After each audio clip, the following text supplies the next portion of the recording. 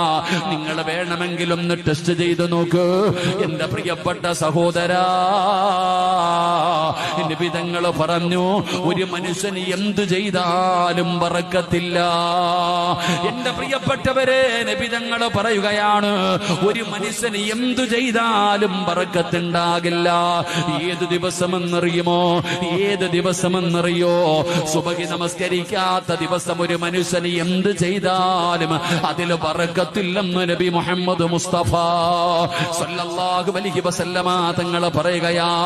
എന്റെ പ്രിയപ്പെട്ടവരെ, നമ്മൾ പഠിക്കേണ്ട ഒരു കാര്യമാണ്. മോനെ, കച്ചവടം നടത്തുന്നത് എന്തിനു വേണ്ടിയാ? ജീവിക്കാനല്ലേ.